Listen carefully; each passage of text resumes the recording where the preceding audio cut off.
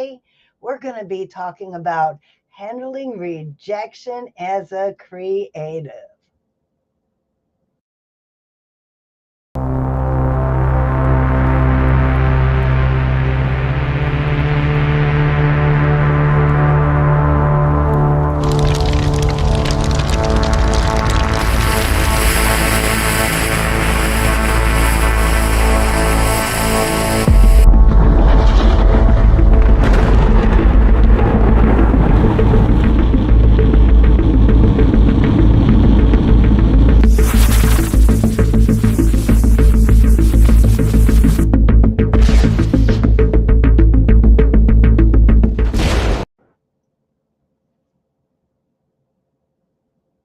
Hello again. Welcome, welcome. And here's Heidi. Hey, how you doing, Francine? I am absolutely fantastic. How about you? I'm doing great. You all ready for Thanksgiving? I am. The turkey is brining. Everything else is bought and ready to cook. How about you?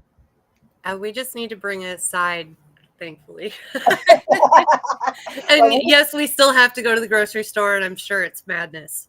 uh, But yeah, we don't go anywhere. We just stay home and we put our turkey on the rotisserie and enjoy a little bourbon in front of the fire. it sounds excellent. It is. So we're here with the Believe Retreat. This is our weekly Believe Retreat where we come out live and we talk about issues that can get in the way for creatives that stop you in your tracks from creating. And what we're creating here is call this like a maker space for creating your life.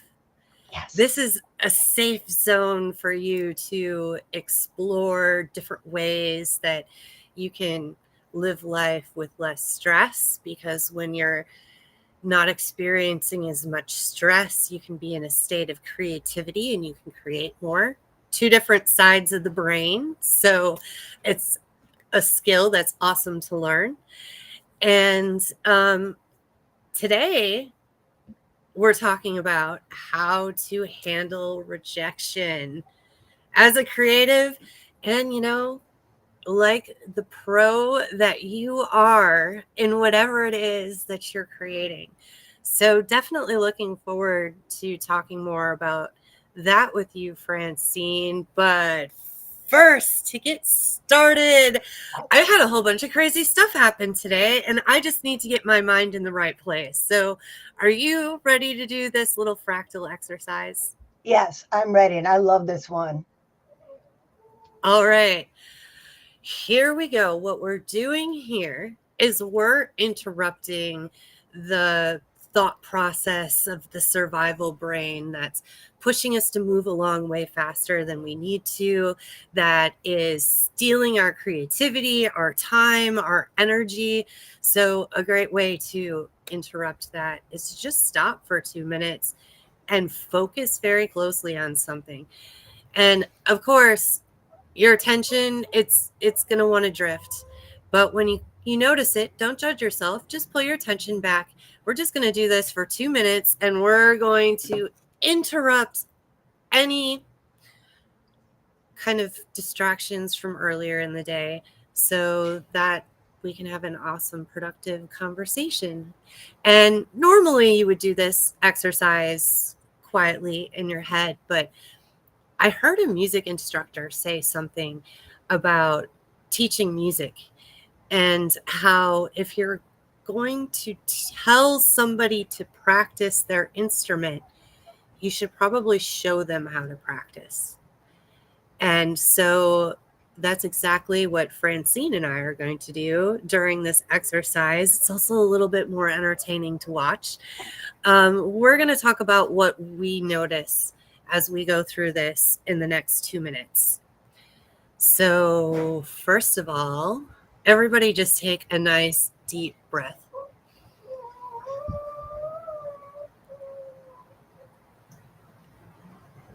And breathe out. Take another deep breath in.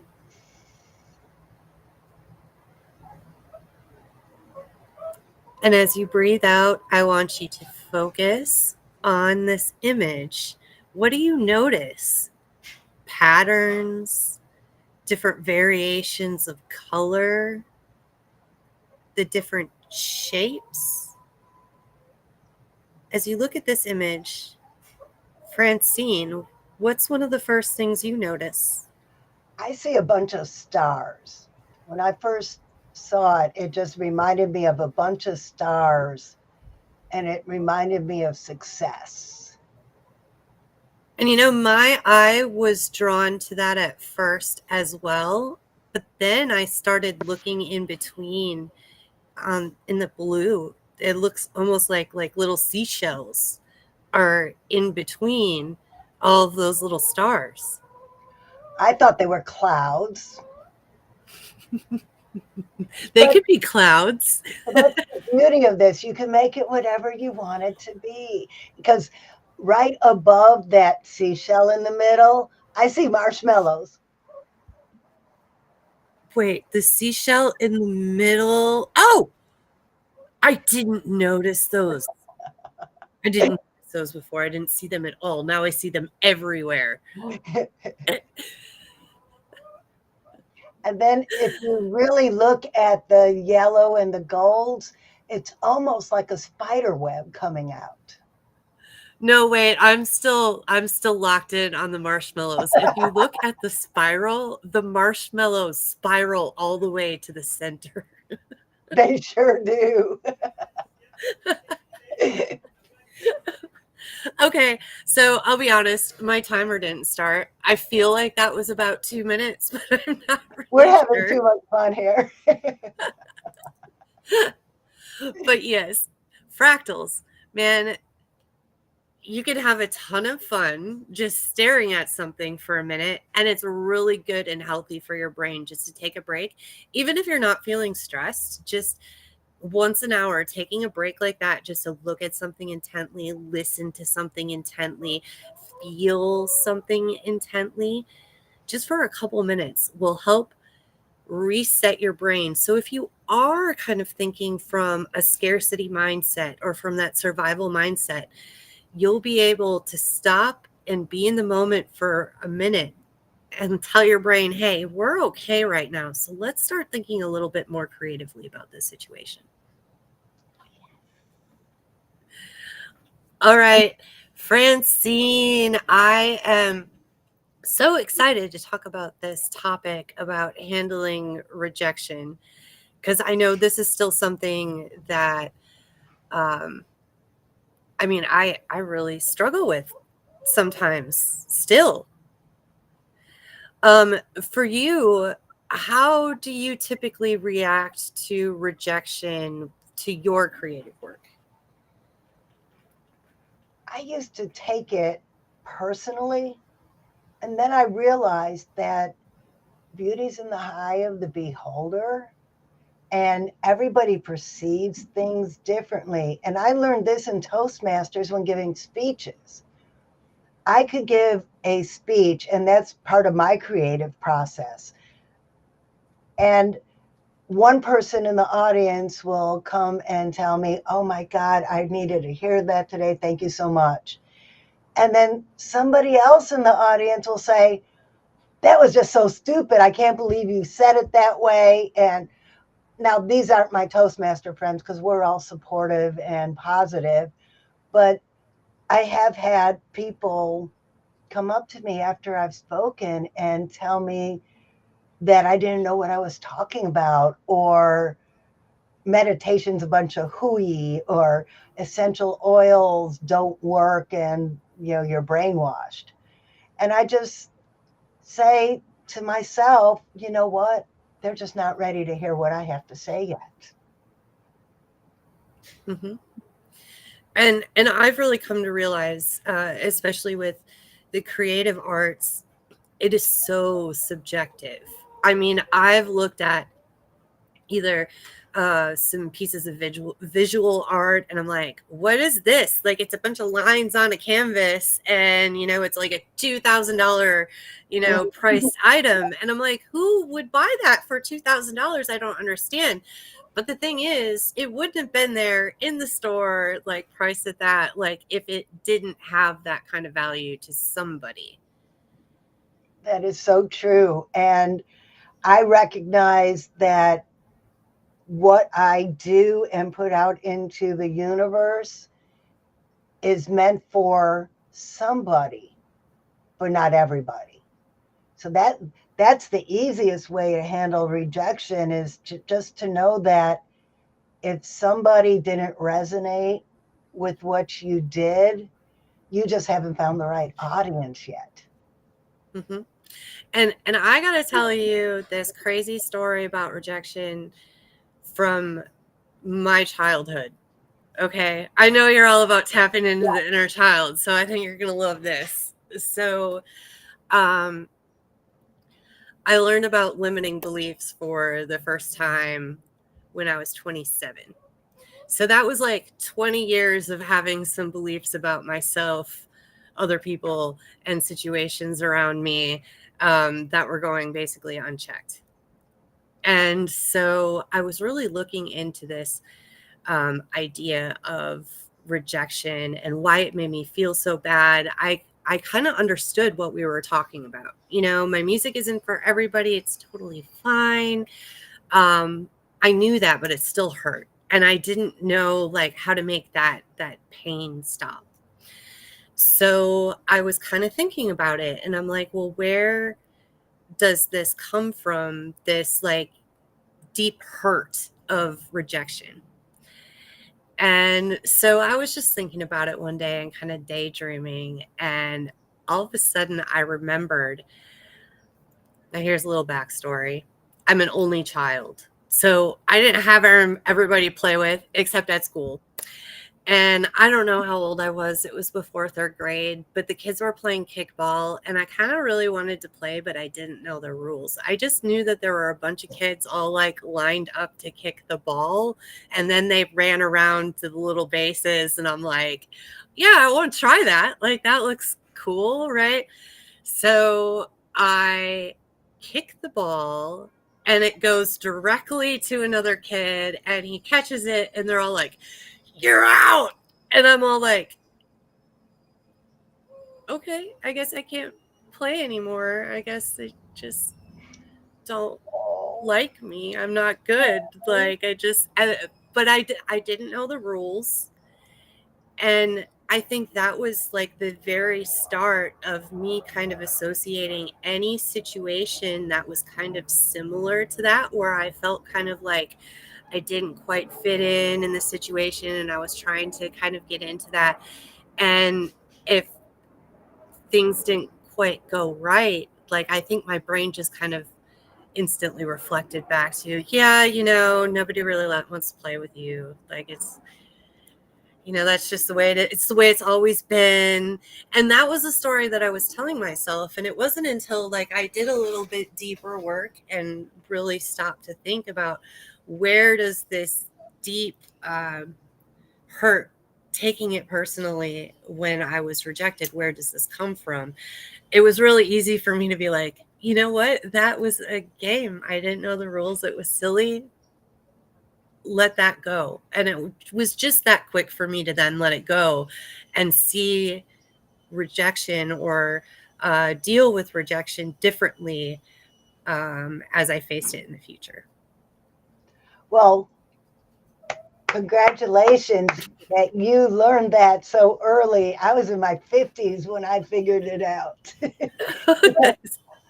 I was the non athlete, totally non athlete, always the last one picked for the sports teams in school, or not. They wouldn't have picked me if they had a choice to not pick me, right?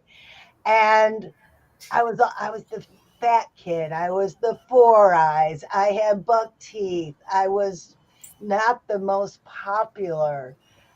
And I'm happy about that now. Of course, growing up, it made me feel like I was always on the outside. The only place I ever really fit in was in the band because we were all like that.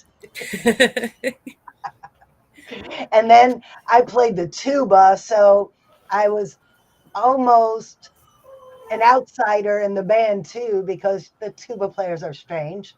Face it. You know, we're off on our own like the percussionists. So I just lived my life on the outside. And then I joined the Navy. You want to talk about being on the outside, be one of the first women in a situation in the military. Been there, done that. But I learned that I didn't really need to force my way in and try to fit in.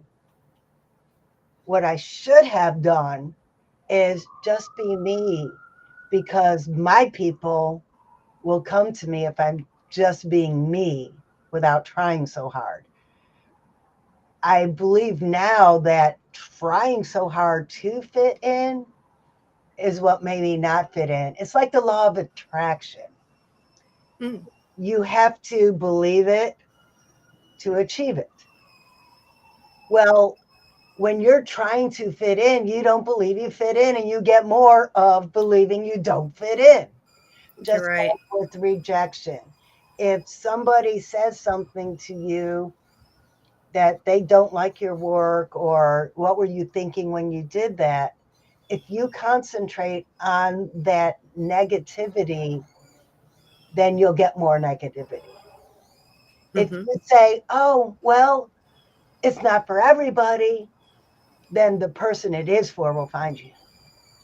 Well, and that can really mess you up too, because if you go in thinking, oh, these people are going to hate this, they might not even hate it, but the way you're talking about it, like you could be trash talking your own stuff. Like, well, I mean, I guess it's okay. I guess, it's pretty good compared to like using words like that when you should be going in blazing with confidence. And that's how you would be if, I mean, you weren't thinking that people were going to hate it. Have you ever felt that way before, or have you noticed that before, and how like you've talked or you're promoting yourself? Oh, I am the worst at promoting myself. And I've been told I'm too modest. I have been told, well, it just happened Friday at a networking event. A famous news reporter sat next to me during the event.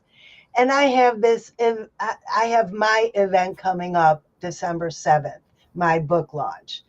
And I had the flyer out. I got up for my 20 seconds and I talked about it. I had my book that's launching on the table in front of me, and everybody was gathered around her after the event to talk about all their stuff and what they're doing and self promote. And T and Judy, two people who know my work well, came, why aren't you talking to her? Why aren't you up there? You need to tell her about your event. You need to tell her about your kids club. You need to talk to her about your book. I'm like, well, she was sitting next to me the whole time. My flyer was laying on the table the whole time.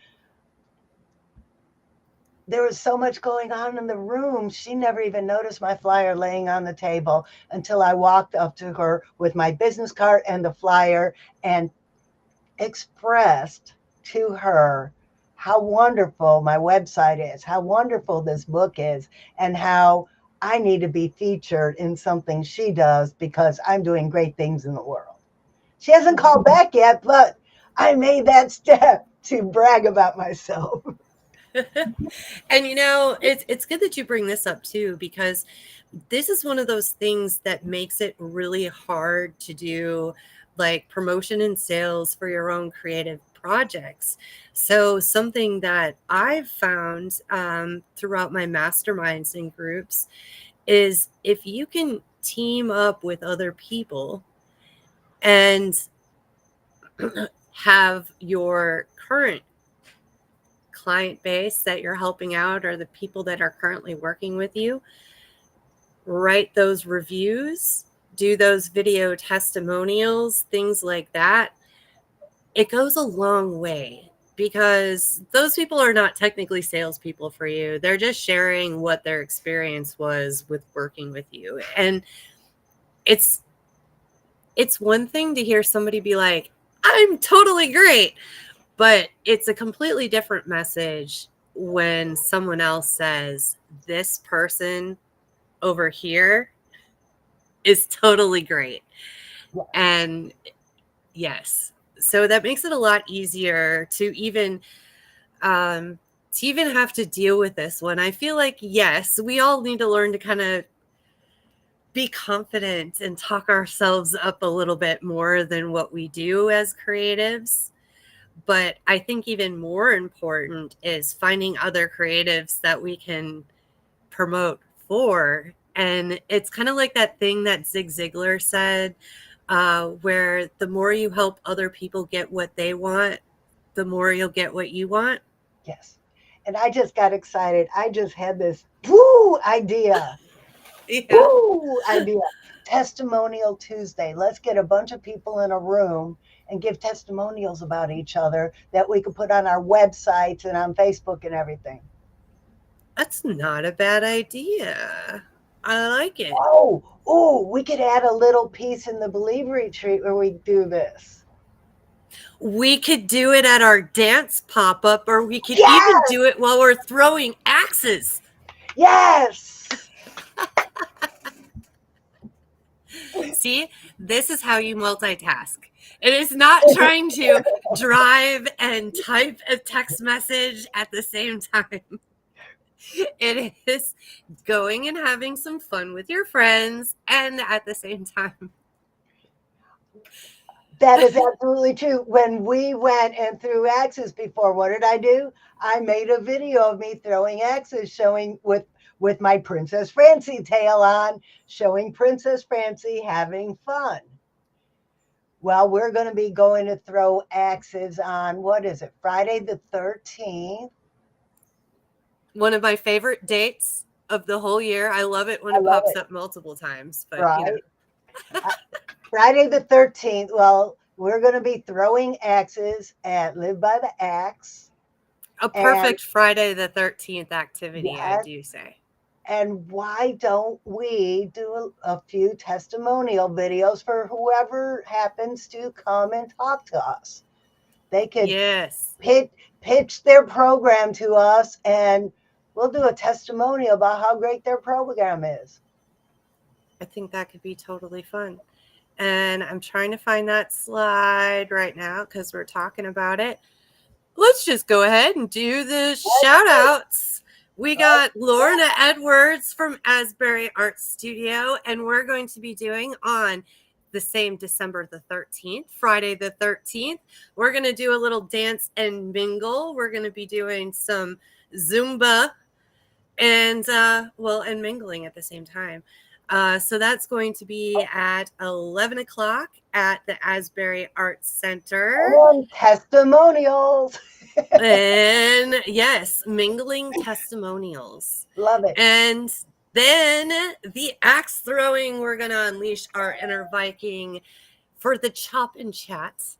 And this is also a fundraiser for Making Dreams Come True. So that's going to be in Fleming Island and Live by the Axe.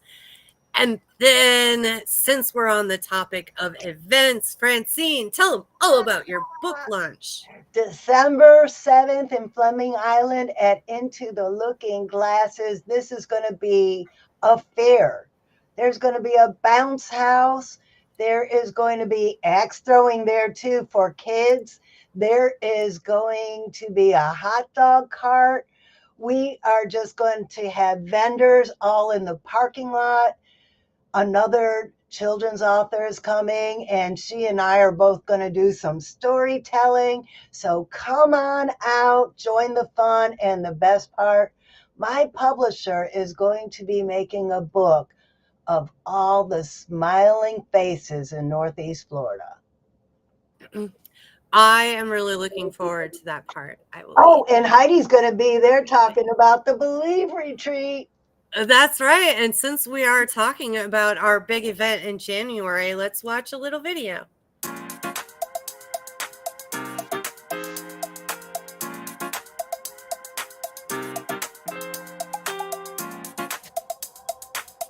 I'm Francine. I'm Heidi. Hey, I'm Joanna. And together, We're the Believe Sisters. inviting you to join us at the Embassy Suites in Jacksonville, January 31st through February 2nd. We're going to turn your burnout to burning desire and celebrate creativity for ladies only. Because if you can conceive it, You can believe it. You can achieve it. and so from the head, To the heart. To the hands. Yes, you can. Yeah.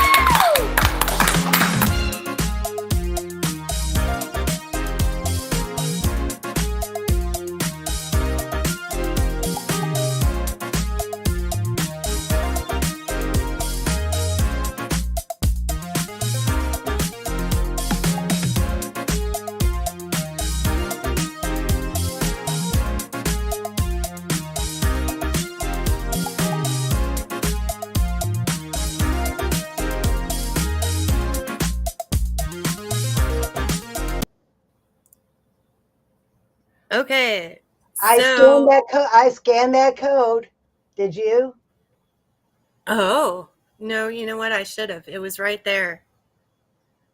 But that's okay. Watch the replay and you'll get the code and the links. You know what? Let me just put that link in the comments. Oh, and you know what else? On the screen right here in the top left corner, you can get your tickets if you scan that QR code up there in the corner. See it hanging up in the right corner? Yeah. Anyway, There it this in the comments. is our website that I am showing you right now. And on our website, I need to get over to the right thing here. On our website, if you scroll down, you see our pictures here. But then you've got three choices. You can do a retreat with us daily, which is going to take you to our online community. And in our online community, we are talking about the topics that we're talking about here. And you're going to see here on the left-hand side all the different episodes. So I've got episode 7 started here. And we're going to be posting some more questions around this topic. We'll be answering them. You can answer them. And it's a great way to get insight from other creatives in the community.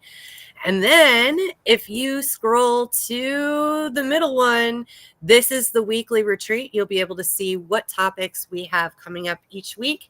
And then finally, the last one is for the big event in January on the 31st. So you can find out all about the details for that. All right. Also on our website, going to mention, we're looking for sponsors for the event. Sponsors get cool shout outs during our weekly live stream. You're going to be on our website. You're going to be in our workbook. You're going to be all over the place with us.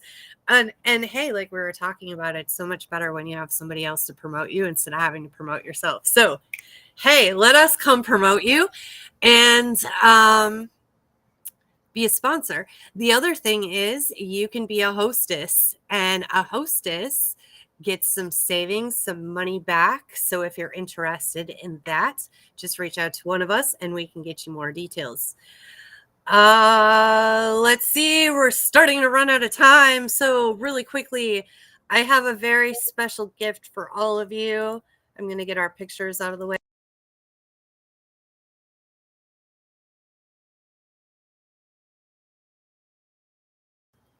You can't hear me because I'm backstage. So this QR code, I'm going to make that bigger and now you can hear me.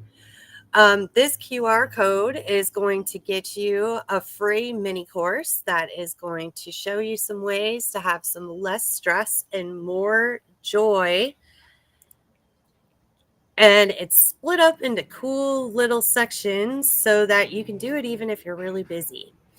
And this is something that I wish I would have known probably earlier than being a teenager, but I definitely really needed to know this information by the time I was 20. And I was 27. I think Francine said she was learning some of this information even later than that. And so it's my mission to make it as easy as possible for you to find out this insight so that you too can live prosperously. And speaking of living prosperously, happy Thanksgiving, Francine. Yeah. Happy Thanksgiving to you too, and happy Thanksgiving to all of our guests. And I hope that all of you have some time on Thanksgiving, like outside of the typical festivities, to just take a little bit of time and feel gratitude for whatever it is in your life that you're really happy that you have it, that's been a real great resource to yourself, that you love, and just stop and feel those feelings of gratitude for just a couple minutes, like we did with the fractal. Because just like when you are